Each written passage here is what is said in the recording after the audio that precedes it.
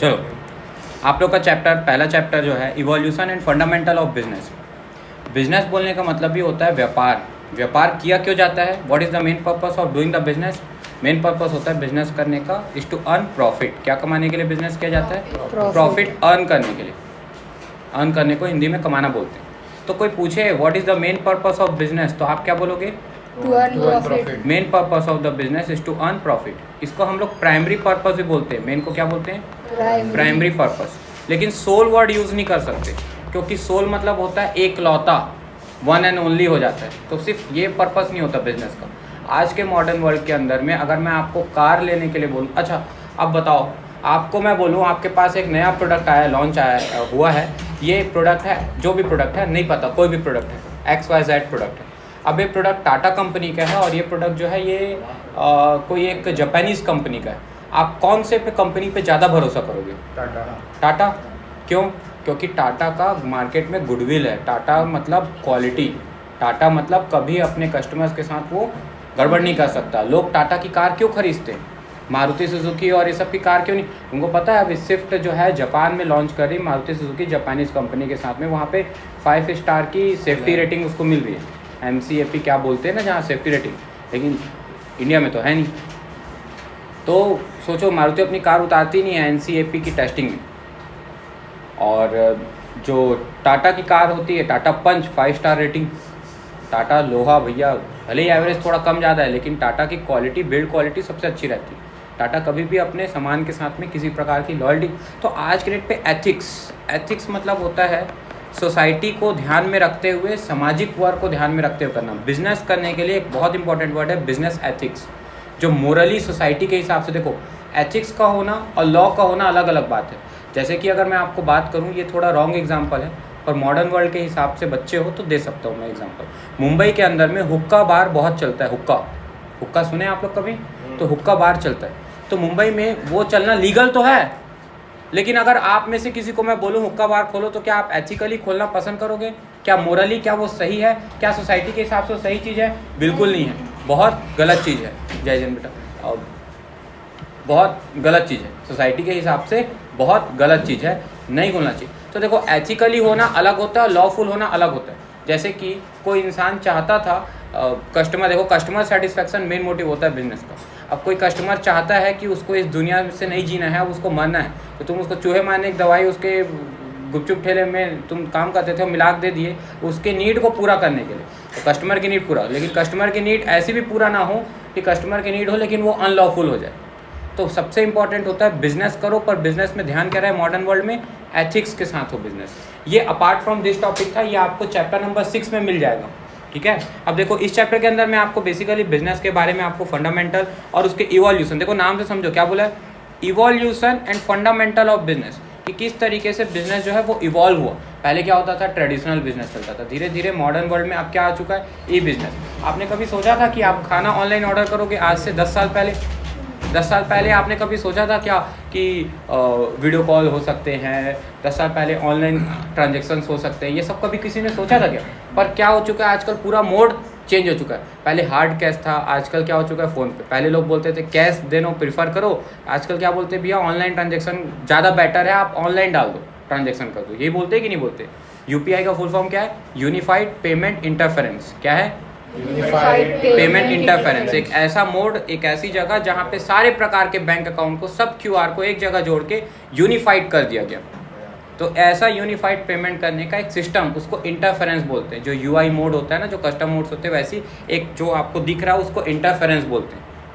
तो एक जगह ऐसा जिस पे आप UPI जिसको आप यूज़ करते हो। ठीक है, तो आपका आज का होमवर्क है UPI जो है वो किसने डिजिटल इंडिया के अंदर में डेवलप किया है, भारत की कौन सी ऑर्गेनाइजेशन ने UPI को बनाया है, और इसके लिए कौन सी भारत की संस्था काम करती है। इतना बड़ा ट्रांजेक्शन है, कोई तो अलग से एक संस्था बनी होगी जो हर चीज़ को रेगुलेट चेक करती होगी, गवर्नमेंट की। तो बिल्कुल गवर्नमेंट की एक ऑर्गेनाइजेशन है जिसको कंट्रोल रेगुलेट चेक करती है। आप उस संस्था के बारे में चेक करके आओगे, और UPI कब से चालू हुआ ये भी आप लोग डेट देख करके आओगे। 2 आपका होमवर्क है। ठीक है, होमवर्क पूरा करके आना। तो आपको दूसरा बोला है फंडामेंटल। फंडामेंटल मतलब होता है बेसिक। फंडामेंटल मतलब होता है बेसिक। तो क्या किस तरीके से आपका बिजनेस इवॉल्व हुआ, क्या क्या बेसिक चीज़ें हैं बिजनेस के बारे में, आप ये पढ़ने वाले चैप्टर में। देखो हिस्ट्री जो है ना वो थोड़ा पकाता है, इसको मैं शॉर्टकट में आपको समझाते हुए चलता हूँ। भले ही शॉर्टकट बोल रहा हूँ पर बातें पूरी कवर रहेगी इसके अंदर में। देखो सबसे पहले क्या बोला है, ट्रेड ऑफ स्पाइस। हमारे यहाँ से क्या है, मिर्च मसाले बहुत जाते हैं और आते भी हैं। हींग विंग हम लोग लेते हैं अफ़गानिस्तान, उर्कबेकिस्तान, यहाँ से हम लोग क्या करते हैं, हींग विंग लेते हैं। गर्मी वाली जगह में ना हींग ज़्यादा होता है। आपको पता है गर्मी वाली जगह में तुलसी ज़्यादा बड़ी बड़ी होती है। तुलसी को सुखा के फिर उन लोग दुनिया भर के मसाले स्पाइसेस बना के पिज़्ज़ा विज़्ज़ा में डालने के लिए भी यूज़ लेते हैं। जिस तुलसी को अपन सोच भी नहीं सकते, वो तुलसी उन लोग पिज़्ज़ा में यूज़ करते हैं। तो हम वो इम्पोर्ट भी करते हैं और हमारे पास दुनिया भर के वैरायटी ऑफ मसालेज हैं, जैसे कि हल्दी है, जैसे कि दुनिया भर के है ना, मिर्ची विर्ची, हल्दी ना। तो ये सब चीज़ हम क्या करते हैं, स्पाइसेस का हम ट्रेड करते हैं। जिस रोड से, देखो क्या बोल रहा है, तो maritime route link to the east and west sea. तो जो समुद्र के एरिया से जो जुड़ा हुआ रूट है उसको हम लोग क्या बोलते हैं, स्पाइस रूट बोलते हैं। और जो इंडिया कनेक्टेड है फॉरेन कंट्रीज़ के साथ में नेटवर्क ऑफ रोड से, उसको हम लोग क्या बोलते हैं, सिल्क रूट बोलते हैं। तो रोड से जो बेल्ट बना हुआ है, इसमें वन बेल्ट इनिशिएटिव चाइना बना रहा था। हालांकि उतना डिटेल में जाने की जरूरत नहीं, इतना बस याद रखो, रोड से कनेक्टेड को सिल्क रूट बोलते हैं और पानी से कनेक्टेड को स्पाइस रूट बोलते हैं। स्पाइस इसलिए बोलते हैं क्योंकि मैक्सिमम हम जो पानी के थ्रू उस समय ट्रेड करते थे वो क्या था, मसालों का था। पुराने समय की बात बता रहे हैं। तो देखो क्या बोल रहा है, द प्रोग्रेस ऑफ डोमेस्टिक और international trade in ancient India was develop due to the flow of wealth through this routes. तो इन रूट्स से क्या है, पैसे का आवक जावक था, इसलिए ये ट्रेड सेंटर्स डेवलप हुए थे। बहुत सारे मेजर ट्रेड सेंटर्स थे और इंडस्ट्रियल बेल्ट भी थे जो स्टार्ट हुई थी, जैसे कि वो हड़प्पा सिविलाइजेशन था, मोहनजोदाड़ो सिविलाइजेशन था, जो पूरा पानी में क्या हो चुका था, वेनिस हो चुका था। इंडस वैली सिविलाइजेशन की 2 बड़ी सिविलाइजेशन थी ना, मूवी भी तो देखे होगे, ऋतिक रोशन रहता है, इतने के बदले इतना आपको मैं नील दूंगा, कभी देखो कि नहीं वो मूवी? हाँ, तो उसमें क्या है, इस तरीके के आर्टिस्टिक और क्रिएटिव, मतलब उस समय ना मिट्टी के ऐसे घर कि आप उसको हथौड़े पत्थर से मारो इससे मजबूत घर, ऐसे ऐसे घर बनाते थे वो रेत मिट्टी से, और बांध उस समय बना करके रखते थे। सोच रहे हो उस समय पानी का ऐसा फ्लो था कि बिजली के ना होने के बाद भी घर पूरे ठंडे रहते थे और पानी पूरे जगह घर के नल तक आता था टैप से, ऐसा सिस्टम था। और एडवांस टेक्नोलॉजी, वेयर हाउसिंग भी थी, सब कुछ था उस समय। प्रॉपर मनी बाटा सिस्टम ही चलता था उस समय, पैसे का तो कोई ट्रांजेक्शन होता नहीं था। तो फिर भी उतनी आगे इकोनॉमी थी भारत की। भारत एक्चुअल में उस समय सोने की चिड़िया इसलिए कहलाता था क्योंकि इतना सारा गोल्ड और प्रीशियस मेटल्स भारत के पास में हुआ करता था, क्योंकि मेजर ट्रेड सेंटर हमारे यहाँ थे। पाटलिपुत्र, तक्षशिला, इंद्रप्रस्थ, मथुरा, मिथिली, कावेरी पट्टा, ये सब ताम्रपत्ती, ये सब क्या है, ये सब मेजर ट्रेड सेंटर्स है। अभी आगे आएगा ये सब नाम, समझ रहे हो? तो इसमें हम डील करते थे। फिर धीरे धीरे हम इसमें इवॉल्व कैसे हुए, तो धीरे से देखो आप समझ में आया कि हमको ना पेमेंट करने में बड़ी दिक्कत हो रही है। तो अब देखो इसमें एविडेंस कौन देता है कि हमारी ये सिविलाइजेशन थे, तो आर्कियोलॉजिस्ट होते हैं ना, उन लोग क्या है, इस बात को पत्थर को पकड़ के देखते हैं कितने साल पुराना है। हिस्ट्री टीवी 18 में कभी कभी देखे होगे आप लोग, तो वो ये इस बात का एविडेंस देते हैं। एंशिएंट इंडिया मतलब पुरातन इंडिया के अंदर में, पुराने इंडिया के अंदर में, प्राचीन इंडिया बोलना चाहिए, एग्जैक्ट वर्ड इसका होगा प्राचीन इंडिया के अंदर में, प्राचीन Bharat, sorry not India, Bharat. तो भारत के अंदर में जो ट्रेड था वो मेजरली जो है वो कैरिड होता था पानी और ज़मीन के थ्रू। एयर तो था नहीं उस समय, है ना। अब रावण का तुम उड़न खटोला थोड़ी ना लेकर के आओगे ट्रेड करने के लिए। तो सिविलाइजेशन जैसे कि हड़प्पा और मोहनजोदाड़ो इस्टेब्लिश हुआ था उस समय, जो कनेक्शंस था विद मेसोपोटामिया, जो कि गोल्ड में ट्रेड करते थे, सिल्वर, कॉपर और कलर्ड जेम स्टोन में, मतलब कीमती जो पत्थर होते थे ना, उसके बेसिस पे ये लोग ट्रेड करते थे, सोना, चांदी, प्रीशियस मेटल और जेम स्टोन के बेसिस पे। लेकिन धीरे धीरे क्या हुआ, बहुत सारे वेटिंग प्रैक्टिसेस और वेइंग प्रैक्टिसेस लगाए गए, मतलब एक तरीका ट्रेड रेगुलेशन मतलब अब उस समय क्या है, राजा महाराजा की सरकार थी, तो राजा महाराजा फिर सिक्कों में अपना सिंबल, उसमें ईयर ऐसा लिख करके वो चलाते थे। पुराने सिक्के तो आपने कभी ना कभी देखे होंगे, कॉपी में, बुक में, या कहीं फ़ोटोज़ में, या असली में भी देखे होंगे। तो और वो सिक्के बहुत महंगे होते हैं। एक सिक्के आज के डेट पे जो कलेक्शन करने वाले लोग होते हैं ना, कॉइन कलेक्शन के बहुत बड़े दीवाने लोग, 21 लाख, 30 लाख, 40 लाख में एक सिक्का बिकता है। अब ये मत करना कि आज से ढूंढने लग गए, कर सकते हो वैसे, है ना, सच में बिकता है। OLX में जाओ, सर्च करना, आज देखना कॉइनेज मार्केट कितना बड़ा है पुराना। Indigenous banking system. अब देखो इंडिजीनियस मतलब पुराना बैंकिंग सिस्टम क्या है। तो मेटल कॉइन जो है वो एक कॉमन मीडियम ऑफ एक्सचेंज बन चुका था। Documents such as hundis and chitthi, कल भी मैं आप लोग को ये बता रहा था। तो बाइंग और सेलिंग के लिए क्या है, हुंडी और चिट्ठी का यूज़ किया जाता था।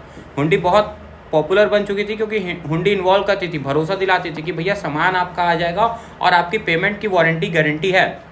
जो एक अनकंडीशनल प्रॉमिस है। अनकंडीशनल प्रॉमिस मतलब बिना किसी शर्तों के आपका पैसा रोक देगा। भाई सेलर है, आपको सामान भेज रहा है 2 महीना बाद, क्योंकि उस समय तो जहाज़ से जाएगा आएगा तो समय लगता है, 2 महीना बाद आपका पेमेंट आएगा। और ये इनलैंड ट्रेड के लिए होता था, मतलब आउटसाइड ट्रेड नहीं। इनलैंड ट्रेड मतलब होता है domestic trade, with in the country trade होना। तो उस समय रेलवे और बाकी चीज़ भी अगर मान लो है तो, या फिर ट्रांसपोर्ट में सामान आ रहा है बैलगाड़ी से जा रहा है, उस समय बैलगाड़ी से ट्रांसपोर्ट में, तो उस समय के इंडिजीनियस बैंकिंग सिस्टम क्या होता था, लिखा पढ़ी में जो काम होता था उसके लिए बता रहा है। अब ये थोड़ा 1890s मतलब एकदम पुराना नहीं, अब राजा महाराजा से बढ़ करके आप समझ जाओ 1800 से 1950 तक के बीच के समय की बात ये कर रहा है। एग्जैक्ट ईयर इसमें भी नहीं लिखा है, पर ये समय इसी के आसपास का है। इसमें क्या हुंडी और चिट्ठी का यूज़ किया जाता था। अभी हुंडी चिट्ठी क्या होती है तो इसको देखो, इसके कई टाइप है, मैं इसको आपको समझाता हूँ। मान लो ये बायर है, ये रहा बायर, नहीं इसको सेलर बना देते हैं, ये रहा सेलर, और ये बड़े दूर में बैठा है एक बायर, ठीक है। 21 दिन का समय लगता है मान लो इनके पास पहुंचने में, डेज का समय लगता है। अब ये जो बायर है ना, ये इसको कबूतर के थ्रू या फैक्स करके, जैसे भी फैक्स भी आ चुका उस समय, तो टेलीग्राफ जो सुनते हो ना, टेलीग्राम जो चल रहा है वो टेलीग्राफ के कॉन्सेप्ट से निकाला गया। तो पुराने समय में यहाँ से कुछ आप प्रिंट करो तो वहाँ अपने आप खट खट खट खट लिखाते जाता है ना। टेलीग्राफ जानते हो कि नहीं जानते हो? ब्रिटिश इंडिया ने इंट्रोड्यूस किया था टेलीग्राफ, फैक्स जिसको बोलते हैं। तो बायर जो है वो क्या करता है, पेमेंट तुरंत नहीं दे रहा, उसके पास सामान तो 21 दिन बाद पहुंचेगा, ऑर्डर आज दे दिए, तो ये जाएगा अपने बैंक में। कैसे बैंक में? पुराने बैंक में। मतलब ये जगत सेठ साहूकार लोग जो होते थे ना, उन लोग ड्रॉ करते थे, कागज़ का पेपर बनाते थे और आपस में डील कराते थे। तो उसको हम लोग बोलते हैं किस टाइप का सिस्टम, इंडिजीनियस बैंकिंग सिस्टम के पास जाएगा। ये बैंक जा करके क्या जमा कराएगा, हुंडी। क्या लगवाएगा, हुंडी। हुंडी इस बात को एक्नॉलेज करेगा कि भैया मैंने पेमेंट आपके पास रखा दी है। अभी ये देगा नहीं इसको, ये अपने पार्टनर बैंक मतलब जो आदमी बैठा है वहाँ पे उसके पास जाएगा, उसको बोलेगा तू पैसा अभी अपने पास रख, हुंडी का पैसा अपने पास में रख, कागज़ के टुकड़े के साथ में। तब तक मत देना जब तक अगला जो सेलर है वो चिट्ठी ना दे दे। क्या ना दे दे?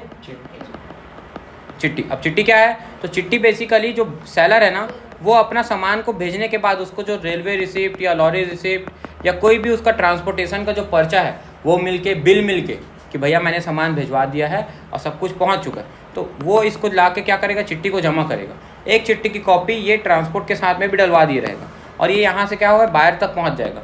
जैसे बायर को सामान मिलेगा बोले जाके अब चिट्ठी किसके पास जमा कर देगा, इस बैंक के पास जमा कर देगा। और जैसे ही चिट्ठी वो बैंक के पास जमा करता है, हुंडी का पैसा किसको रिलीज़ कर दिया जाएगा, सेलर को रिलीज़ कर दिया जाएगा। तो इस तरीके से हुंडी चिट्ठी का जो खेल है वो होता था, ताकि पेमेंट मैकेनिज्म को क्या करा जा सके, स्ट्रॉन्ग करा जा सके। समझ में आया? बायर देता था हुंडी और सेलर देता था चिट्ठी। अब इसमें क्या है, टाइप है, जैसे कि दर्शनी का क्लासिफिकेशन है 4 और मुदती का है 3। तो इसमें धनी जोग, शाहजोग, फिरमान जोग, देखन जोग, और मुदती में भी धनी जोग, फिरमान जोग और जोखमी एक ऐड हो जाता है, जोखमी। इसको एक बार आप लोग ऐसे ही पढ़ना, किस किस टाइप का पेमेंट कहाँ कहाँ से आता था। ये वैसे बहुत डिटेल में नहीं पूछा जाता, अगर पूछना भी रहता है तो 1 मार्क्स के MCQ में पूछ लेते हैं। एक बार देखना चाहो तो आप देख सकते हो, इन डेप्थ डिटेल इससे ज़्यादा मैं इसमें नहीं जा रहा हूँ। अब आगे क्या है, डेवलपमेंट क्यों हुआ इंडिजीनियस बैंकिंग सिस्टम का, तो उसका कारण क्या है कि भैया देखो, लोग प्रीशियस मेटल में डील कर रहे थे, लेकिन प्रीशियस मेटल डील करने के बाद क्या हुआ, लोगों को दिक्कत होनी शुरू हुई। बैंकर और जगत सेठ जो है वो इंस्ट्रूमेंट तो बन गए थे सप्लाई करने के, लेकिन इससे हुआ क्या कि लोगों के पास में लोग स्टोर करने लगे, छुपाने लगे, गोल्ड के ट्रेड करना बंद कर दिए, गोल्ड ही इकट्ठा करके कुछ और यूज़ करने अदर पर्पस में ले गए, जिसके चलते शॉर्टेज पड़ने लगा इनका, गोल्ड और प्रीशियस मेटल का। तो बाद में फिर ये डेवलप हुआ, बोलते हैं ना आवश्यकता ही आविष्कार की जननी। आपको पता है पहले बार्टर सिस्टम में डील होता था, फिर मनी में डील कैसे होना शुरू हुआ, मनी भी कैसे इवॉल्व हुआ, ये 12वीं क्लास में पढ़ोगे, मनी एंड बैंकिंग में। तो आवश्यकता से ही आविष्कार होती है। इंसान के 4 ग्रेटेस्ट इन्वेंशन बोला जाता है ना, बताओ क्या क्या? व्हील, फायर, पानी तो पहले था, आग, पानी और सुई धागा। चुप रहे। हम पढ़े थे अभी व्हील, चैप्टर में। फायर और क्या था, एक तो और था, सुई धागा या कपड़ा, नहीं यार कुछ और था। 3 greatest invention of human Mankind ऐसा बोला जाता है। तो 4th में बोला जाता है मनी को, व्हील, फायर और एक और क्या था मैं भूल रहा हूँ भाई, जो भी है। 4th जो है वो है आपका, अरे ये मेंटोस वाले जो पुराना ऐड है उसमें भी तो आता था, दिमाग की बत्ती जला दे, वो क्या रहता है, चिंपांजी रहता है, उससे इंसान बन जाता है मेंटोस खा खा के।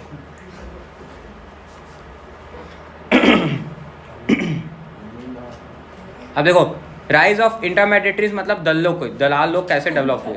तो कमीशन एजेंट, ब्रोकर, डिस्ट्रीब्यूटर्स मतलब वही जगत सेठ साहूकार जो दो लोग के बीच में डील कराते थे, इनका इमरजेंस उधार क्रेडिट ट्रांजैक्शन देना शुरू हुआ, जिसपे क्या लगाना शुरू करे, ब्याज लगाना शुरू करे थे। ठीक है, बाद में लेकिन ये ब्याज इतना ज़्यादा लगाए, इतना ज़्यादा ब्याज लगाने लगे कि सरकारों ने बाद में क्या करा, गवर्नमेंट ऑफ इंडिया ने क्या करा, उसको कमर्शियल और क्या चीज़, गोला बारूद वगैरह दिया दिया। क्या चीज़ में, कहाँ पे, किस चीज़ का, और ग्रेटेस्ट इन्वेंशन। अच्छा होगा यार। तो नहीं, फोर्थ अपना मनी है, ये आप मनी एंड बैंकिंग चैप्टर में पढ़ोगे, हो सकता है वो थर्ड हो या जो भी हो, इतिहास नहीं रचना उसमें अपन को, बेसिकली कॉमन लैंग्वेज में जो बोला जाता है फोर्थ, लेकिन आपका मनी ही है। अब देखो कमर्शियल और इंडस्ट्रियल बैंक जो है ना, ये डेवलप हुआ है इंडिजीनियस के बाद। जगत सेठ, सुनो क्या है, जगत सेठ और ज़मींदार, जो पुराने साहूकार ज़मींदार लोग होते थे, जो ब्याज में बहुत पैसा, बहुत ज़्यादा ब्याज में 200% 300% के ब्याज में पैसा देते थे, तो उससे क्या एग्रीकल्चर लैंड जो लेबर था वो क्या हो जाता था, आत्महत्या कर लेता था, मर जाता था। इतना ज़्यादा ब्याज कौन दे कि मूलधन से भी ज़्यादा ब्याज हो जाए। तो इसके लिए बाद में उनको बंद करके क्या बनाया गया, सरकार के द्वारा कमर्शियल और इंडस्ट्रियल बैंक बनाए गए। इंडस्ट्रियल बैंक मतलब जो बिजनेस के बैंक होते हैं ना, जो छोटे मोटे लोग को नहीं। कमर्शियल बैंक भी, तो पहले बैंकिंग बिजनेस के लिए होता था कि लोन वोन देता था बिजनेस को, लेकिन आजकल बैंकिंग क्या हो चुका है, लोगों को, आम आदमी को, सबको पर्सनल लोन तो अभी अभी कुछ साल से शुरू हुआ है ना। अब क्या है ट्रांसपोर्ट में, तो भाई ज़मीन ट्रांसपोर्ट, वाटर ट्रांसपोर्ट आप लोग जानते हैं। आगे बढ़ते हैं, ट्रेडिंग कम्युनिटीज़ के कुछ नाम है, जैसे देखो नॉर्दर्न रीजन के अंदर में ट्रेडिंग की कम्युनिटी मतलब किस टाइप के लोग हैं, तो पंजाबी और मुल्तानी मर्चेंट जो थे वो बिज़नेस संभालते थे नॉर्थ रीजन का। और नॉर्थ मतलब जैसे अगर ये भारत है, भारत का मैप मेरे को नहीं आता बहुत अच्छे से बनाना, और आप समझ जाओ, ठीक है। तो फिलहाल ये नॉर्थ रीजन हो गया, ये साउथ रीजन हो गया, है ना, ये वेस्ट रीजन हो गया और ये ईस्ट रीजन हो गया। तो ईस्ट, वेस्ट और ये नॉर्थ है, ये साउथ है। तो नॉर्थ रीजन के साइड जो है वो पंजाबी और मुल्तानी मर्चेंट लोग संभाल के रखे थे। वेस्टर्न रीजन के साइड में महाजन लोग मैनेज करके रखे थे ट्रेडिंग सेंटर्स को। साउथ में चेटियार्स जो थे वो इम्पोर्टेंट ट्रेडर्स थे साउथ साइड में, ठीक है, नाम से ही लग रहा है, चिट्टी बाबू चेटियार्स, है ना। और गुजरात में भट्ट्स, गुजरात साइड में जो है, राजस्थान गुजरात साइड में जो है वो भट्ट्स। हाँ नहीं देखो, वेस्टर्न इंडिया के अंदर ये महाजन जो है महाराष्ट्र साइड को बोल रहा है, वेस्ट के 2 पार्ट डिवाइडेड थे। अब उतना डिटेल में मत जाओ, बस सुनते जाओ। अब अर्बन एरियाज जो थे, जो अर्बन सेंटर्स थे, वो महाजन कम्युनिटी रिप्रेजेंट करते थे, जिसको हम लोग चीफ नगर सेठ भी कहते थे। क्या कहते थे, उनके चीफ को नगर सेठ, ठीक है। अदर ग्रुप जो अर्बन एरिया के थे वो हकीम और वैद्य, फिजिशियन को बोला जाता था, वकील लॉयर को बोला जाता था, पंडित और मुल्लास टीचर को बोला जाता था। आजकल तो टीचर्स हम हो गए, है ना, लेकिन उस समय जो टीचर्स होते थे वो बेसिकली जो रिलीजन, धर्म के शास्त्रों के बारे में पढ़ा है उसका ज्ञान दे, तो पंडित और मुल्लास को टीचर बोला जाता था। पेंटर्स, है ना, चुप रहे, वहाँ लिखा है, हल्ला नहीं करो। पेंटर्स, म्यूजिशियन, कैलीग्राफर एक्सेट्रा, ये सब थे उस समय। अब मर्चेंट कॉर्पोरेशंस क्या क्या है, तो भाई देखो अब इसको तो पढ़ने की जरूरत नहीं। देखो उस समय जो लोकल बॉडीज टैक्स रिसीव करती थी ना, उसको क्या बोलते थे, लगान बोलते थे, ठीक है। लगान मूवी भी आप लोग देखोगे। अब मेजर ट्रेड सेंटर्स क्या है, तो पाटलिपुत्र देखो बेटा, आज पाटलिपुत्र को पटना के नाम से जानते हैं। पटना का मेजर एक्सपोर्ट क्या किया जाता था, स्टोन किया जाता था, ये इंपॉर्टेंट है, सुनते जाओ। पेशावर जो है वो एक्सपोर्ट करता था वूल और इम्पोर्ट करता था हॉर्स का, घोड़ों का। और कमर्शियल ट्रांजेक्शन था बिटवीन इंडिया, चाइना और रोम, ठीक है। तो ये आज के डेट पे शायद पाकिस्तान का एरिया क्या, पेशावर। फिर तक्षशिला जो है वो मेजर सेंटर था लैंड रूट का बिटवीन इंडिया और सेंट्रल एशिया के साथ में। ये capital city of financial transactions भी यहीं बोला जाता था इसको, फाइनेंशियल और कमर्शियल बैंक यहीं पे थे। ये बुद्धिस्ट सेंटर का भी सबसे बड़ा प्लेस था, learning of the Buddhist centre का, तक्षशिला, ठीक है। तक्षशिला फेमस था तक्षशिला यूनिवर्सिटी के नाम से भी, जिसको किसने जला दिया था, कौन था वो मुल्ला, क्या नाम था उसका जो जला दिया था इसको, नहीं मतलब बेसिकली वो तो गलत किया था ना। अब उसका धर्म भले ही जो भी था, लेकिन वो उसको क्या है ना, वो किसी हमारे बहुत वैद्य ने यहाँ के ठीक कर दिया था, वो दवाई नहीं लूँगा बोला था, तो फिर वो उसको उसके कुरान में लगा के उसको ठीक कर दिया था, तो उससे रहा नहीं गया। तो बोलते कि यहाँ करीब 90 दिन तक यहाँ की किताबें जलते रही थी। एक बार आग लगाए तो इतनी किताबें थी कि 90 दिन तक जलते रही।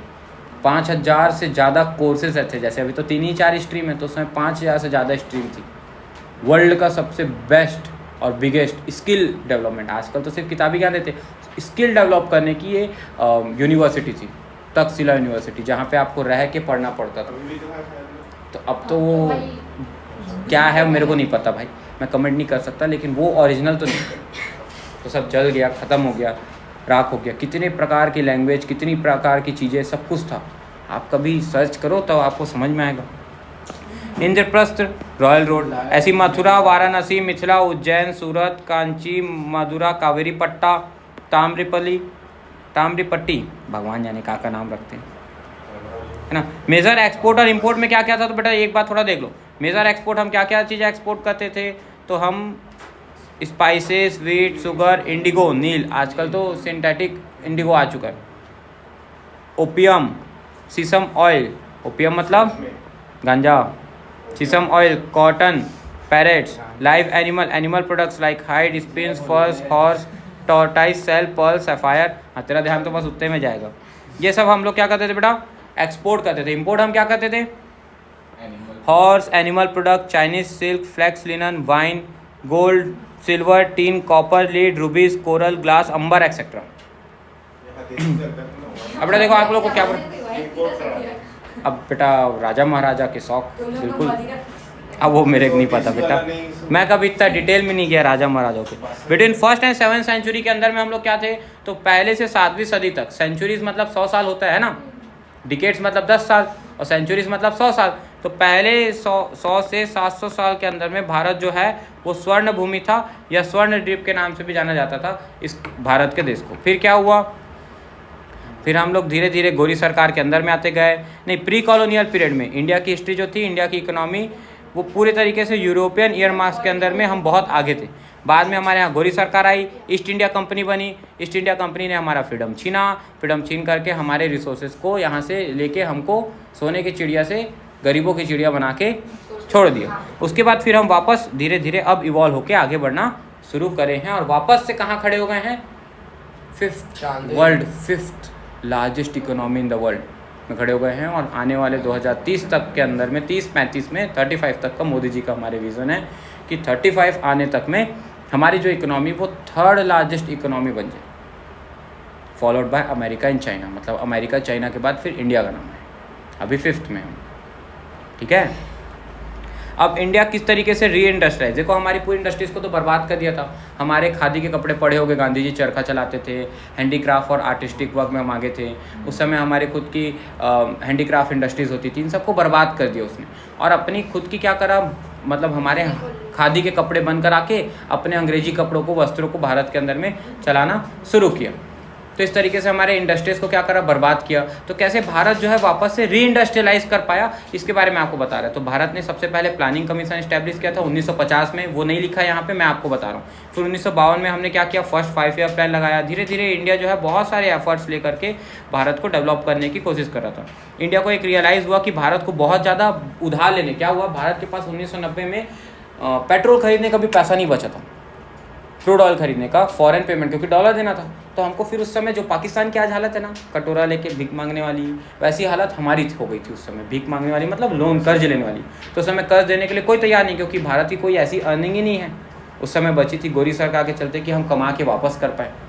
तो फिर भारत को लोन मिला 1991 में, 1990 और 91 के डील में किससे लोन मिला, इंटरनेशनल मॉनेटरी बैंक से, इंटरनेशनल मॉनेटरी फंड से, IMF से। IMF और वर्ल्ड बैंक की एक सब्सिडरी ब्रांच है। वर्ल्ड बैंक को international bank for reconstruction and development भी बोलते हैं, IBRD। तो IBRD मतलब वर्ल्ड बैंक की एक ब्रांच है जिसका नाम है IMF। ये किसी भी देश को लोन देने का काम करता है, पर उस कंट्री के डेवलपमेंट के लिए देना चाहता है। तो हमारी कंट्री के अंदर में इतने सारे जो फॉल्ट थे, जो हमारी पॉलिसीज़ में लूप होल थे, कि हम लोग बहुत ज़्यादा पेपर वर्क बना के रखे थे, सब सरकारी कंपनी बना के रखे थे, और ग्लोबल मार्केट में ट्रेड वेड होने नहीं देते थे, ना अपने सामान ज़्यादा बेचने देते थे, ना उनके सामान खरीदने देते थे। तो इसके लिए उन्होंने हमारे साथ में LPG का डील किया, जिसको आप लोग पढ़े भी हो, न्यू इकोनॉमिक पॉलिसी 1991 के अंदर लगी थी, लिबरलाइजेशन, प्राइवेटाइजेशन एंड ग्लोबलाइजेशन। थोड़ा बहुत तो आप लोग पढ़े होगे 10वीं तक LPG के बारे में। तो इसको हम लोग इकोनॉमिक रिफॉर्म भी बोलते हैं, कि परिवर्तन। तो परिवर्तन में हमको लोन लेने की ज़रूरत पड़ी थी। लगभग $7 बिलियन का हमने लोन लिया था, $7 बिलियन का हमने लोन लिया था यहाँ पे IMF से। और ये ट्रीटी साइन हुई थी कि आप अपने देश की कंट्री के अपनी पॉलिसीज़ को लिबरलाइज करेंगे, प्राइवेटाइज और ग्लोबलाइज करेंगे, तभी तो हम आपको लोन देंगे, नहीं तो नहीं देंगे। अब उसके बाद धीरे धीरे भारत जो है one of the fastest growing economy बन चुकी है पूरी दुनिया में। आज हमारी जो डबल डिजिट ग्रोथ है जीडीपी में बढ़ना शुरू हुई। अब जीडीपी क्या होता है तो ये मैं आपको समझा देता हूँ। जीडीपी मतलब क्या होता है, देखो अब थोड़े से कॉमर्स के बच्चे हो चुके हो ना, तो ऐसा समझो कि देवांश आज एक केक खरीदने गया। क्या गया? केक खरीदने गया। देवांश देख केक खरीद के ला रहे तू। अब एक केक है, केक मान लो जीडीपी है।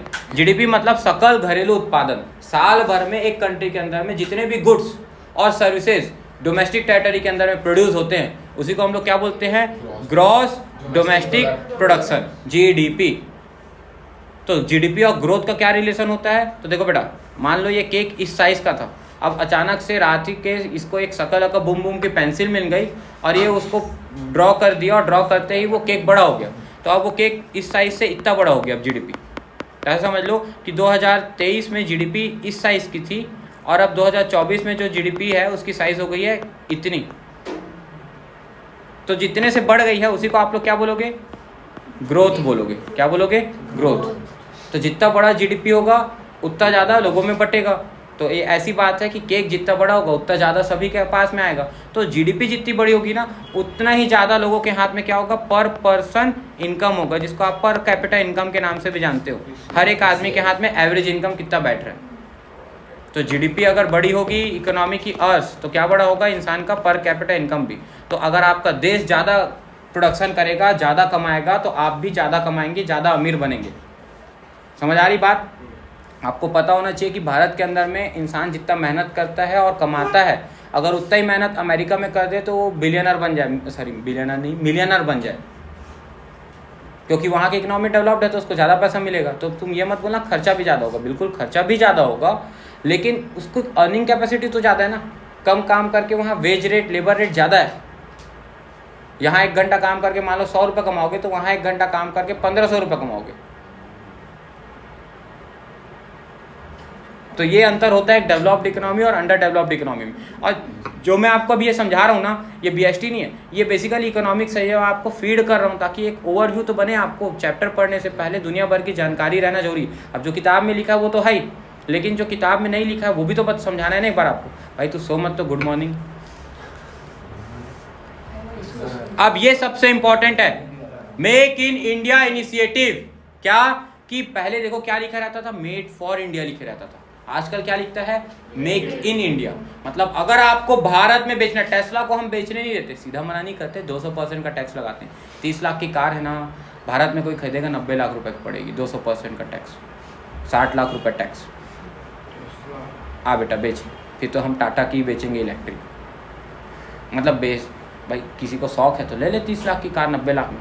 अगर तुम बोलोगे फिर हम बाहर जाकर खरीद लेंगे, हाँ बेटा बाहर जाकर खरीद, कस्टम ऑफिसर आएगा यहाँ देखेगा तो फिर 60 लाख का नोटिस तेरे घर भेजेगा। समझ गए बात को? तो टेस्ला भी भारत के अंदर में आके क्यों डाला?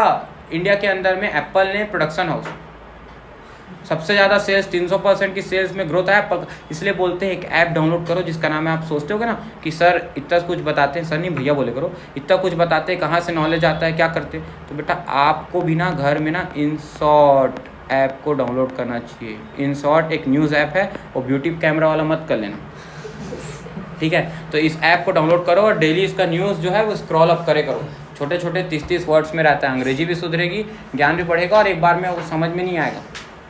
आज तक जीवन में कभी पढ़े ना हो तो फिर एक बार में पहली बार पढ़ोगे तो कैसे आएगा? धीरे धीरे समझ में आना शुरू होगा, ठीक है? बड़े बड़े यूट्यूबर्स भी इसी InShot ऐप को पढ़ते हैं बेटा। अब आप न्यूज़पेपर तो पढ़ने वाले नहीं हो, है ना? आज के ज़माने के बच्चे फ़ोन ही रहेगा हाथ में, तो फ़ोन में ये मेहनत तो कर ही सकते हो, इतना कर लो। तो मेक इन इंडिया एक इनिशिएटिव मतलब क्या होता है? पहल लॉन्च करी गई किसके द्वारा? गवर्नमेंट ऑफ इंडिया के द्वारा। कब लॉन्च करी गई देवांश? 25 सितंबर 2014 को लॉन्च करी गई, जो एनकरेज करा देश की कंपनियों को एज वेल एज विदेशी कंपनियों को, MNC को। मल्टीनेशनल कंपनी किसको बोलते हैं? जिसकी ब्रांचेस एक देश से ज़्यादा देशों में हो, उसको मल्टीनेशनल कंपनी, क्योंकि उसका एक नेशन में नहीं है, बहुत सारे। पतंजलि भी तो MNC है, अमेरिका में भी है उसका बिजनेस, टाटा भी MNC है, एप्पल भी MNC है। तो हर कंट्री के जो एक से ज़्यादा देश के अंदर में वो MNC। लगभग बड़ी बड़ी कंपनियां एमएनसी ही होती है, ठीक है। अब हम पतंजलि को तो अपने देश की कंपनी बोलेंगे, उसको थोड़ी ना एमएनसी। अमेरिका वाले पतंजलि को एमएनसी बोलेंगे, लेकिन अमेरिका वाले एप्पल को क्या एमएनसी बोलेंगे? भारत वाले एमएनसी बोलेंगे, दुनिया के और कंट्री वाले बोलेंगे, पर जिस देश की कंट्री की वो एमएनसी मतलब कंपनी है, उस देश की तो उसको क्या बोलेंगे? पहले उस देश की नेशनल कंपनी बोलेंगे। समझ आ रही बात? तो ये मैन्युफैक्चर करते हैं अपने प्रोडक्ट्स इंडिया के अंदर में। इनके मेजर जो ऑब्जेक्टिव्स हैं, ऑब्जेक्टिव एम क्या है मेक इन इंडिया का, वो इसलिए है कि भारत में बनाएंगे तो भारत में जॉब क्रिएट होगी और भारत में स्किल एनहेंसमेंट होगा। देखो भारत के अंदर में लोग पढ़े लिखे हैं, पढ़े लिखे अनस्किल्ड पर्सन है, एजुकेटेड अनस्किल्ड पर्सन। क्या वर्ड याद रखना? भारत के अंदर में अनएम्प्लॉयमेंट का कारण क्या है? Lack of skills, lack of knowledge नहीं, लैक ऑफ स्किल्स। ज्ञान तो है और उसको ज्ञान को इस्तेमाल करने की कैपेसिटी नहीं। और ये लैक ऑफ स्किल की कारण क्या मालूम? लैक ऑफ स्किल का कारण क्या मालूम? आलस्य। हमारे यहाँ के लोग बैठे बैठे कमाना चाहते हैं। मैं इतना ज़्यादा पढ़ाई कर लूँ, दुनिया की हर प्रकार की पढ़ाई कर लूँ कि बैठे बैठे मेरे को कमाई आते रहे, मेरे को कुछ करना ना पड़े, बढ़िया इसी में दिन भर बैठूँ और करोड़ों रुपए दुनिया में घूमूँ। यही चाहत है कि नहीं? बोलो, यही चाहत है कि नहीं तुम्हारी? बोलो बोलो साले हो, बोलो, है कि नहीं? है ना, है ना? इसीलिए तो भारत आगे नहीं बढ़ रहा है।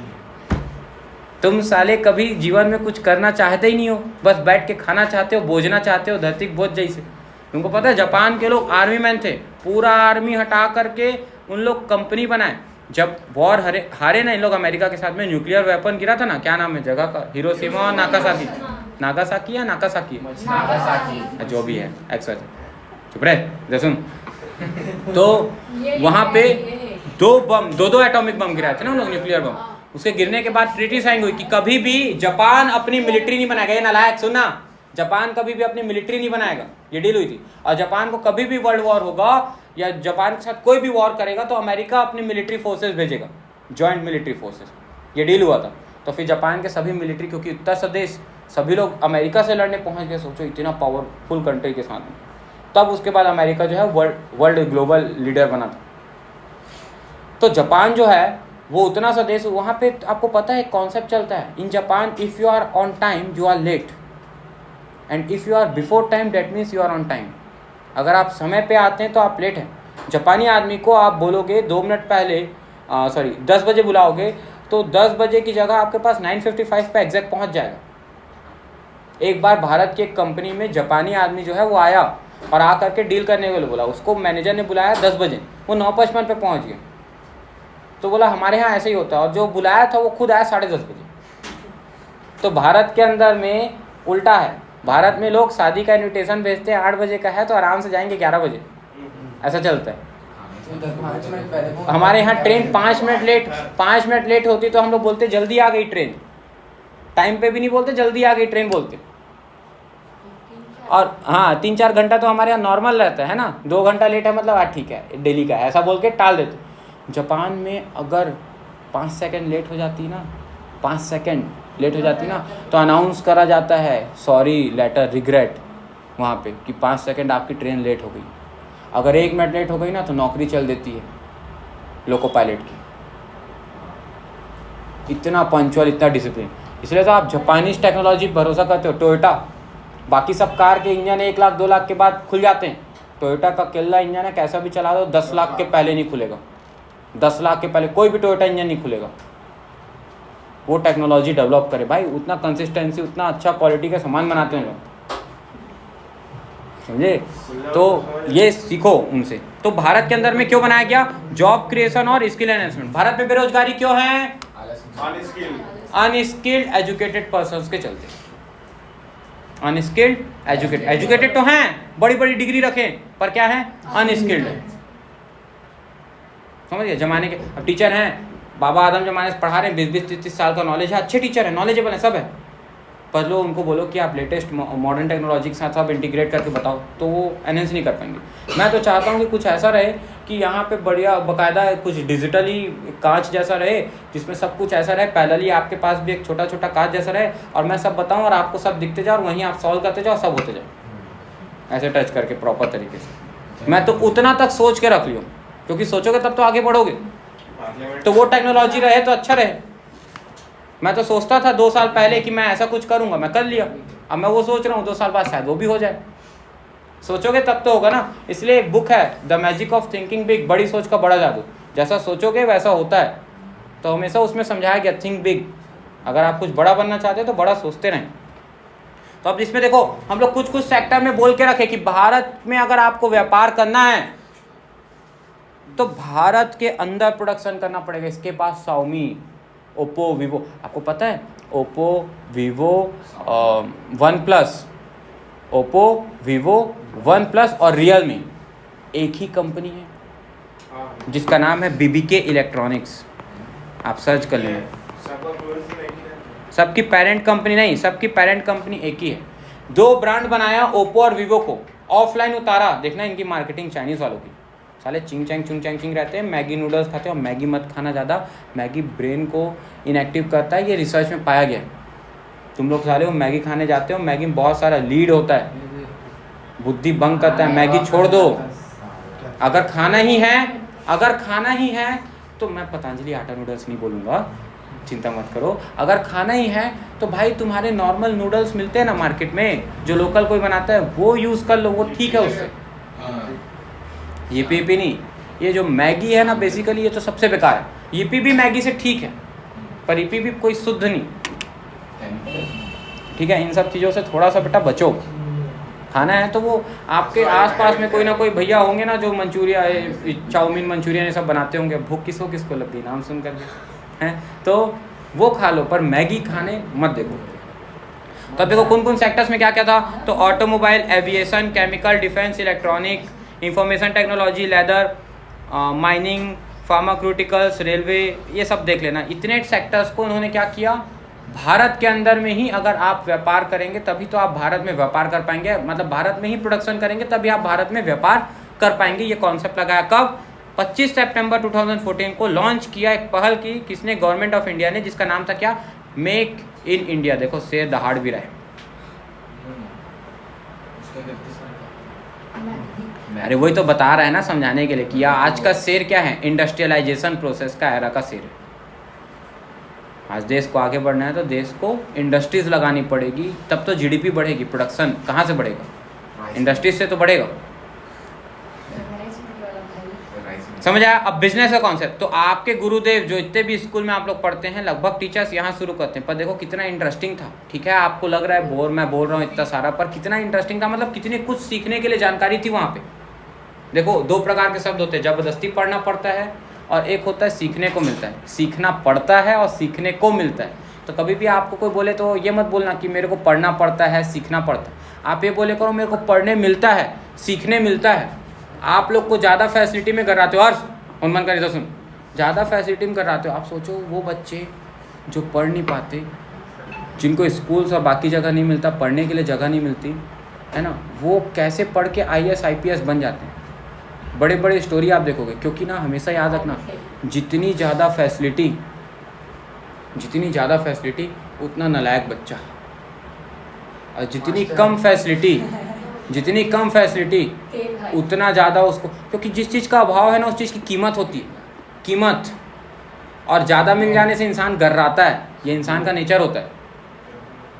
तो हमेशा देखना, एक अच्छी पेरेंटिंग, एक अच्छे माँ बाप की पेरेंटिंग क्या होती है, भले ही ज़्यादा पैसा होगा पर अपने बच्चे को हमेशा लिमिटेड दे के उसमें आदत डलवाते ताकि सीखे। तुमको पता है गुजरात के बड़े बड़े जो बिजनेसमैन हैं वो अपने बच्चे को 5,000 10,000 18 साल कंप्लीट करने के बाद दे देते हैं, 12वीं कराने के बाद।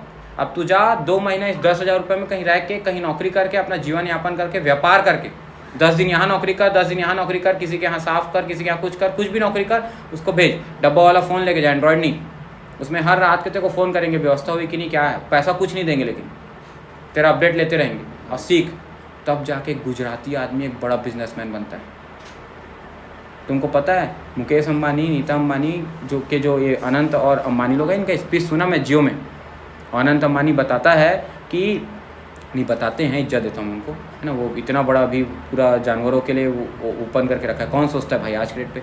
तो वो बोलता है कि मेरे को ना बचपन में, उसकी बहन भी, क्या ईसा अंबानी है ना, तो वो भी, कि हम लोग को बचपन में पापा फटे जूते, अब सोचो अंबानी का बेटा फटा जूता पहनाएंगे भाई, स्पीच में सुन लेना, फटे जूते पहनाते थे। जब दोस्त हंसते थे हमारे ऊपर, जिस स्कूल में पढ़ते थे उस स्कूल में तो अरबों खरबों के बच्चे जाते होंगे, मतलब रईसों के बच्चे जाते होंगे, तो तो उस स्कूल में बोलते थे इन लोग बोलते थे घर आके पापा हमको जूता दिलवा दो, या हमको आप नॉर्मल कार में भेज रहे हो, या सबके साथ बस में भेज रहे हो, और हम अंबानी के बच्चे हैं, क्या हमारे पास इतना पैसा है? तो इसकी मम्मी धीरे से बोलती थी, जब ये छोटे छोटे थे 3rd 4th, बेटा सबको बाहर से लगता है, इसकी मम्मी बोलती थी कि हमारे पास पैसा है, हम बहुत अमीर हैं, पर अंदर की बात बताएं हम लोग अमीर नहीं, ये बात किसी को बताना नहीं, इसीलिए बेटा इसी में काम चलाओ। ऐसे करके इनकी अपब्रिंगिंग करें। पेरेंटिंग ऐसे होती, ताकि अभाव से ही इंसान कीमत करना सीखता है। जिसके पास करोड़ों है ना, वो 1-1 रुपये बचाएगा, और जिसके पास ना कुछ हज़ारों आ गए ना, हज़ारों लाखों अचानक से, तुरंत खर्च करके जीरो कर देगा, क्योंकि वो उसकी प्रवृत्ति है। इंसान अमीर और गरीब अपने एटीट्यूड, अपने प्रवृत्ति के चलते होता है।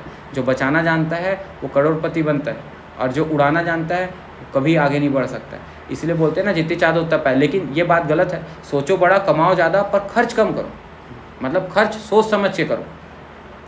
अगर कहीं लग रहा है कि आपको जीवन जीना ज़्यादा इंपॉर्टेंट है, सिर्फ पैसे बिल्कुल जियो। समझ रहे बात को? तो ये कॉन्सेप्ट लगाया जाता है। अब आगे जो है बिजनेस प्रोफेशन है, मैं पढ़ा नहीं रहा हूँ, मैं बस ऊपर से अब बता रहा हूँ। आप इसको एक बार देख के आना, समझाना मेरा काम है, पढ़ना आपका काम है। बिजनेस प्रोफेशन एम्प्लॉयमेंट के बारे में कल मैं आप लोग को बता रहा था।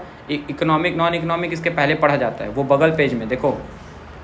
एक्टिविटीज़ 2 प्रकार की होती है, एक इकोनॉमिक एक्टिविटीज़ और एक नॉन इकोनॉमिक एक्टिविटी। ठीक है, इकोनॉमिक एक्टिविटीज़ क्या होता है, जिसका मेन मोटिव क्या होता है, अर्निंग मनी होता है। इकोनॉमिक मोटिव और वेल्थ क्रिएशन। वेल्थ क्रिएशन मतलब संपत्तिकरण करना, वेल्थ बनाना, मनी कमाना, इनकम इज एक्सपेक्टेड होता है इस टाइप की एक्टिविटी से। इसका पर्पस ही होता है वेल्थ क्रिएट करना। इसमें आउटकम क्या होता है, क्या बनाया जाता है, गुड्स और सर्विसेज प्रोड्यूस करी जाती है। इकोनॉमिक एक्टिविटी 3 टाइप के होते हैं। इकोनॉमिक एक्टिविटीज़ के टाइप क्या हैं, 3, नाम बोलो। एम्प्लॉयमेंट। और नॉन इकोनॉमिक एक्टिविटी क्या होता है, ये साइकोलॉजिकल मोटिव, मतलब आपका बुद्धि, मतलब संतुष्टि, सेटिस्फैक्शन के लिए किया जाता है। मनी इनकम नहीं कमाना होता है, इसमें एक्सपेक्टेड नहीं होता है। ये सिर्फ साइकोलॉजिकल, मन की संतुष्टि के लिए होता है। आप जैसे कि कहीं दान में दिया है पैसा, तो उसको कोई इकोनॉमिक एक्टिविटी नहीं है, वो क्या है, नॉन इकोनॉमिक एक्टिविटी है। उससे आपको कोई वेल्थ क्रिएट नहीं होगा, बस उससे आपका आत्मा को तृप्ति मिलेगी, सेटिस्फैक्शन मिलेगा, है ना। और साइकोलॉजिकल सेटिस्फैक्शन, इससे आपका आउटकम क्या है, सिर्फ सेटिस्फैक्शन मिलता है इनमें। और फैमिली ओरिएंटेड एक्टिविटीज़ जैसे कि रिलीजियस हो गया, सोशल हो गया। और पैट्रियोटिक एक्टिविटीज़ क्या होती है, देशभक्ति। पैट्रियोटिज्म मतलब देशभक्ति, पैट्रियोटिज्म मतलब देशभक्ति। अब बिजनेस, इसी का 3 टाइप, बिजनेस प्रोफेशन एम्प्लॉयमेंट, कल बताया था, आज नहीं बता रहा हूँ, ये तो मैं कल बताया था, आज थोड़ी बता रहा हूँ। आज तो मैं बता रहा हूँ बस ऐसे ही कि बिजनेस जो कमेंस करता है उसको क्या बोलते हैं, एंटरप्रेन्योर बोलते हैं। क्या बोलते हैं, एंट्रीप्रेन्योर। क्या बोलते हैं, अगर इस स्पेलिंग में ई की जगह ए डाल दिए ना, तो फिर उसका मतलब होता है मैनेजर, इसका मतलब होता है ओनर। ओनर जो खुद चला रहा है, और जिस बिजनेस को चलाता है उस बिजनेस को बोलते हैं एंटरप्राइज। क्या बोलते हैं, एंटरप्राइज। तो Gada electronics is enterprise, Jethalal is entrepreneur, owner, and Nattu Kaka is एंट्राप्रेन्योर। अब समझ गए? तो बिजनेस में होता है एंटरप्रेन्योर। उसको कोई पढ़ा लिखा है क्या Jethalal? No minimum qualification is required to start the business. लेकिन प्रोफेशन में, प्रोफेशन तभी चालू हो सकता है जब डिग्री कंप्लीट हो। टीचर तभी बन सकता है जब बीएड कंप्लीट हो। डॉक्टर तभी बन सकता है जब एमबीबीएस कंप्लीट हो। बात समझ में आ रही है? तो इसके लिए एक प्रोफेशनल डिग्री या सर्टिफिकेट ऑफ प्रैक्टिस चाहिए। अब झोला छाप डॉक्टर बन जाएगा तो फिर भाई जब रेट पड़ेगा तब फिर वो अलग बात है ना। अब मैं कुछ नहीं बोलूँगा भाई, कमेंट मत करे करो, ये वीडियो रिकॉर्ड हो रहा है। तो prescribe and professional qualification training required होती है इसके अंदर में। इसके अंदर में ऐसा कुछ रिक्वायर्ड नहीं। अच्छा, एम्प्लॉयमेंट में क्या है? तो एम्प्लॉयमेंट कमेंस होती है ड्यूटी ज्वाइन करके और सर्विस एग्रीमेंट ज्वाइन करके। इसमें क्वालिफिकेशन डिपेंड करता है नेचर ऑफ जॉब पे। अब तुम गए हो गार्ड की जॉब करने तो 12वीं पास भी चलोगे, लेकिन अब तुम गए हो कि इलेक्ट्रीशियन बनने तो भाई आपको ग्रेजुएशन की डिग्री चाहिए। अगर आप गए हो कि आप असिस्टेंट इंजीनियर बनने का तो फिर भैया आपको इंजीनियरिंग की डिग्री चाहिए। तो ये डिपेंड करता है नेचर ऑफ जॉब पे कि कितना पढ़ा लिखा होने की आपको जरूरत है, किसमें, एम्प्लॉयमेंट में। तीसरा क्या, पहला देखो बेटा ये बेसिस ऑफ डिस्टिंक्शन जो दिया हुआ है ना, इसको सिनॉप्सिस भी बोलते हैं। आज से नाम याद कर लो, सिनॉप्सिस भी बोलते हैं या फिर बेसिस भी बोलते हैं। क्या बोलते हैं? बेसिस। या पॉइंट ऑफ डिफरेंस भी बोलते हैं। क्या बोलते हैं? किस बेसिस पे इसको डिफरेंस क्रिएट किया गया 2 टर्म के बीच में, ये बनाना बहुत जरूरी होता है बड़ी क्लास में। जब कभी भी डिफरेंशिएशन लिखने आएगा, टी शेप टेबल में बनेगा और पॉइंट ऑफ डिफरेंस के साथ बनेगा। नहीं याद है तो पहला और 5वां एग्जाम्पल याद रख लो। पहला मीनिंग का होगा, आखिरी पांचवा एग्जाम्पल का होगा, बाकी 3 सब पॉइंट्स अपने हिसाब से बना लो। कोई भी डेफिनेशन हो, मतलब किसी भी 2 चीज़ का डिफरेंस लिखने बोला हो, जैसे कि difference between sun and moon बोला है, तो सन एंड मून में पहला बना दो मीनिंग, आखिरी बना दो एग्जाम्पल, बाकी जो लिखना वो लिखते रहो अंदर में। सन वो है जो मून नहीं, मून वो है जो सन नहीं, जो लिखना लिखत रहो। पर डिफरेंस हमेशा बेसिस के साथ बनाओगे, ज़्यादा मार्क्स मिलेगा पूरा में पूरा। और जो ना वो बाबा आदम जमाने जैसे डिस्क्रिप्टिव फॉर्म में पूरा लिखे पड़े रहते हैं ना, वो नहीं चलता डिफ्रेंसिएशन में। पॉइंट्स बना के बढ़िया सजा के लिख दोगे तो भी मार्क्स नहीं मिलेगा। मार्क्स सिर्फ तभी मिलेगा जब ऐसे फॉर्मेट बनाओगे। कैसे फॉर्मेट में? देखो सामने, ऐसे फॉर्मेट में, विथ पॉइंट ऑफ बेसिस। समझ में आई बात? कुछ तो करो। हाँ, आगे देखो क्या बोला है, इन्वेस्टमेंट। इन्वेस्टमेंट भैया इसमें चाहिए होता है scale of business. Large scale business है तो लार्ज इन्वेस्टमेंट चाहिए, लो स्केल है लो। लेकिन डॉक्टर को अपना क्लिनिक, छोटा सा क्लिनिक, या टीचर को वो अपना क्लासरूम खोलने में क्या ज़्यादा खर्चा करना पड़ता है? नहीं, कम कैपिटल लगाना पड़ता है। एम्प्लॉयमेंट में कोई कैपिटल लगाने की जरूरत नहीं, नौकरी कर रहा है, पैसा क्यों लगाएगा? कैपिटल, कैपिटल मतलब क्या होता है? The amount invested by the owner into his business, पूंजी लगाना। रिस्क, रिस्क क्या होता है? रिस्क तो भैया देखो बिजनेसमैन को हाई रिस्क होता है। High risk of what? High risk of uncertainty. मैं 100 टीवी ला के रखा हूं, बिकेगा कि नहीं बिकेगा, उस बात के मेरे को अनसर्टेनिटी है, इसी बात का तो रिस्क है। ठीक है, क्योंकि रिस्क है, जितना बड़ा रिस्क है उतना बड़ा प्रॉफिट। इसको मत बोलना भाई, ठीक है? रिस्क है तो प्रॉफिट है, ठीक है? Profit is rewarded for bearing the risk. In profession थोड़े मोड़े रिस्क होते हैं, कंपेरेटिवली बता रहा है ना, दोनों के कंपैरिजन में। और एम्प्लॉयमेंट में काहे का रिस्क? कोरोना है चाहे कुछ है, उसकी तनख्वाह तो बननी, ठीक है? ट्रांसफर ऑफ, निकाल दिए जॉब से तो अब वो तो भाई जॉब में तो रिस्क उतना बहुत रहता है, लेकिन वो रिस्क की बात नहीं कर रहा है। नेचर ऑफ एम्प्लॉयमेंट के अंदर जॉब में रहते रहते क्या रिस्क है, निकालने की बात को नहीं बोल रहा, रहते रहते क्या रिस्क है। परमानेंट जॉब है तो क्या रिस्क है? तो इसलिए तो भारत का आदमी क्या चाहता है? एकदम सेफ जॉब करना चाहता है। बिजनेसमैन नहीं बनना चाहता, क्यों? रिस्क लेना पसंद नहीं है, चाहता है फिक्स्ड इनकम आते रहे, परमानेंट। देखना जनरली लड़कों को, उन्हीं लड़कों को छोकरी जल्दी मिलती है जिनकी गवर्नमेंट जॉब हो। क्यों? भले ज़्यादा पैसा नहीं कमाते हैं गवर्नमेंट जॉब वाले, कमाते ही नहीं भाई, क्या कमाएगा वो? 50, 60, 70, 80 हज़ार रुपये। अरे भैया तू बहुत गलत सोच में है। तू जिस दिन बड़ा बनेगा तो क्या 50-60 हज़ार में रुकना चाहता है? अपने आप को सोचता है अब कम है कि नहीं? अभी तो तेरे लिए चल, दो अकेला है, जेब तेरा खर्चा चल रहा है, तेरे लिए तो बहुत, मतलब बहुत ज़्यादा है। 5,000 भी अभी तेरे को मिल जाए महीने का तो बहुत ज़्यादा है, क्योंकि अभी तू अकेला है। अभी तू उतने में तेरे अरमान पूरे कर सकता है, तेरे को खुद की चिंता, बाद में तो पूरी फैमिली चलाना है। तो उस समय क्या है, गवर्नमेंट जॉब कर रहा है, 50, 60, 70 हज़ार रुपये कमा रहा है, बड़े बड़े खर्चे आते हैं, ऐसे ऐसे खर्चे जो दिन का 2-2, 5-5 लाख रुपये खर्चा करा देते हैं कई प्रकार के। तब वो लोन लेकर के EMI भरते निकल जाएगी उसकी नौकरी। और ऐसे लोगों को, गवर्नमेंट जॉब वालों को, बैंक वाले जो ऑफिसर्स होते हैं, लोग बैठे रहते हैं लोन देने के लिए, भैया आओ लोन ले जाओ, भैया आओ लोन ले जाओ, ताकि उनसे फिर कमा सकें।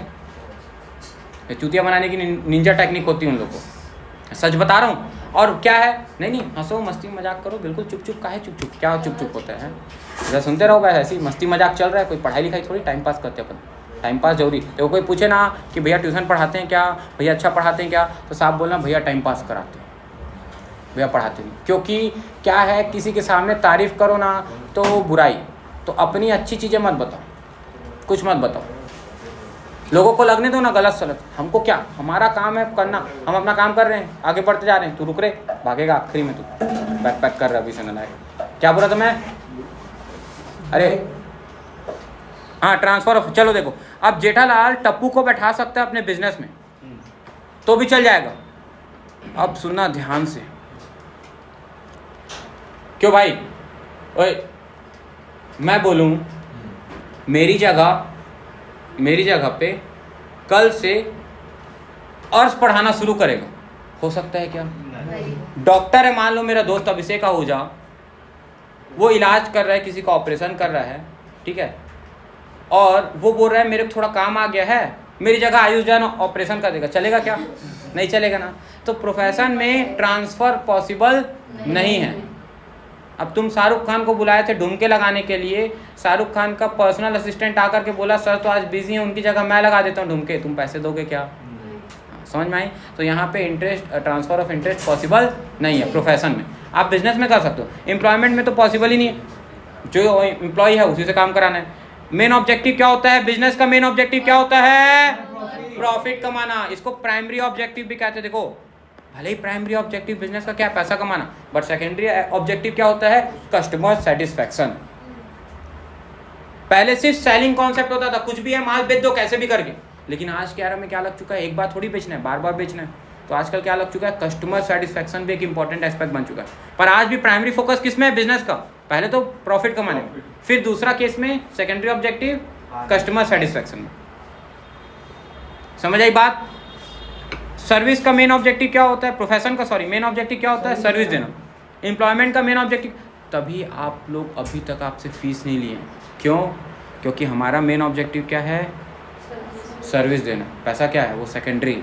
मैं ये थोड़ी बोल रहा हूँ कि वो ऑब्जेक्टिव ही नहीं, वो भी ऑब्जेक्टिव है, बट वो प्राइमरी नहीं है, वो सेकेंडरी है। डॉक्टर के पास गए, इलाज कराना है, पैसा है कि नहीं, डॉक्टर बाद में पूछेगा। अगर वो सही डॉक्टर है तो वो बोलेगा पहले भाई तू इलाज करा ले, बच जा, फिर तेरे से पैसा भी ले लूँगा। तू बचेगा नहीं तो काहे का पैसा, है ना? तो प्रोफेशनल में सबसे मेन मोटिव क्या होता है? सर्विस। और एम्प्लॉयमेंट में क्या होता है? अपने एम्प्लॉयर को खुश करना, सेटिस्फाई करना एम्प्लॉय के द्वारा। कोड ऑफ कंडक्ट मतलब कायदे कानून। तो बिजनेस में कोई कायदे कानून नहीं होते, जो बना दे वही कानून। मैं चाहे ये करूँ, मैं चाहे वो करूँ, मेरी मर्जी। जेठालाल बोल रहा है। प्रोफेशन में क्या होता है भैया? तो प्रोफेशनल एसोसिएशंस होते हैं। जैसे बीएड में बताया जाता है कि बच्चों के साथ कैसा डील करना है, क्या बताना है, क्या नहीं। डॉक्टर्स को में एक ओथ होती है, डिप्लोमेटिक ओथ बोलते हैं कि आधी रात के भी यदि डॉक्टर तुम्हारे पास पहुँचे, मतलब डॉक्टर को पेशेंट तुम्हारे पास पहुँचेगा तो तुमको जाके इलाज करना है भैया, तुम मना नहीं कर सकते। जो उनके में उनकी ऑर्गेनाइजेशन, उनकी एसोसिएशन एक नियम बनाई, कायदे कानून को अंग्रेजी में कोड ऑफ कंडक्ट बोलते हैं। और इसमें क्या होता है? इसमें terms and condition service contract के हिसाब से जैसी एप्लीकेबल है वैसा। जेवी छोड़ने के पीछे का कारण भी यही था कि मैं किसी का नौकर नहीं, खुद का मालिक हूँ। तो गया क्यों था? वो ऐसे ही चल दिया था, खाली बैठा था, मन नहीं कर रहा था, तो कोई परमानेंट थोड़ी गया था। कभी किसी की नौकरी नहीं करना है बेटा, खुद का काम खुद करना है। सेल्फ एम्प्लॉयड रहो, कोई दूसरा नौकरी रख दे उससे बेटर खुद को खुद नौकरी दे दो। और यही चीज़ कॉमर्स सिखाता है कि पढ़े लिखे होके, स्किलफुल होके पैसा कमाना सीखो। कॉमर्स मतलब पैसा कमाना सीखो। समझ रहे हैं बात को? नौकर बनना हमको नहीं सिखाता। चारों स्ट्रीम में एक ही स्ट्रीम है जो पैसा कमाना सिखाता है, वो है कॉमर्स। समझ गए? नेचर ऑफ वर्क इन्वॉल्व, क्या वर्क इन्वॉल्व है हमारे में? तो देखो, बिजनेस में sale and exchange of goods and services. Profession के अंदर में क्या होता है? Rendering of personalize services with specialized nature. और एम्प्लॉयमेंट में जो वो काम टास्क दिया है वो करके देना। अच्छा, इसमें रिवॉर्ड क्या रहता है? आखिरी पॉइंट और आखिरी आज की क्लास की बात, बिजनेस का आखिरी क्या रहता है? बिजनेस में रिवॉर्ड, प्रॉफिट। इसमें मैं आप लोग से क्या लेता हूँ? फीस। और इसमें आप लोग इनको क्या देते हो? सैलरी या वेजेस। लेबर को वेजेस, एम्प्लॉयज़ को सैलरी। यहाँ तक की